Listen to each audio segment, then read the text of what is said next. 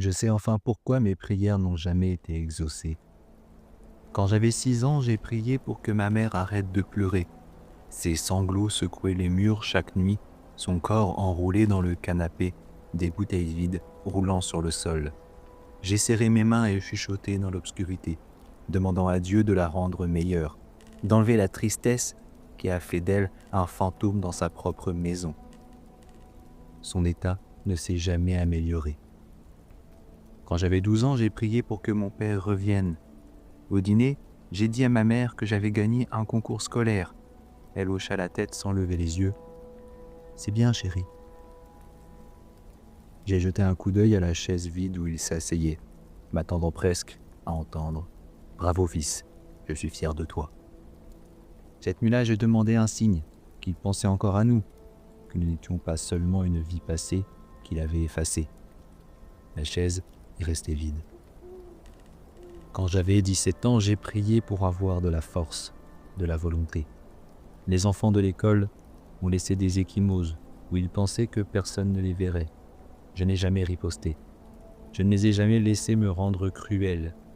Je me suis dit que c'était un test, que Dieu regardait, que la bonté signifiait quelque chose, même quand ça faisait mal. Les ecchymoses se sont estompées, la solitude n'est jamais partie. Quand j'avais 32 ans, j'ai arrêté de prier pour moi-même. Au lieu de cela, j'ai prié pour les autres, pour le vieil homme dormant devant mon appartement dans la rue, pour les enfants de l'hôpital dont leur corps leur faisait défaut avant qu'ils n'aient au moins une chance de vivre, pour l'ami qui avait combattu ses démons seul et qui avait perdu. Le monde n'a jamais changé, mais je croyais encore, même quand je fus vieux et même quand la maladie me mangeait, même quand je pris une dernière respiration.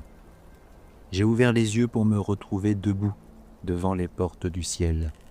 Sauf que l'arc doré se tenait tordu et rouillé, s'accrochant à peine à ses charnières. Les murs, ornés de perles, autrefois rayonnants de lumière divine, étaient fissurés et envahis de vignes, abandonnées depuis des siècles. Au-delà des portes, le ciel s'étendait devant moi, son or fané terni, ses rues vides sous les nuages affaissés. Les corps des anges jonchaient le sol, leurs ailes déchirées et brûlées. Les halos brisés étaient à moitié enterrés comme des couronnes jetées au sol. Pas de voix, aucune chanson, pas de chaleur, seul le silence. Au cœur du ciel, le trône était vide. Son siège se séparait comme si tout ce qui était autrefois assis là était parti il y a très, très longtemps. Je me tenais dans les ruines du royaume dans lequel j'avais passé toute ma vie à croire.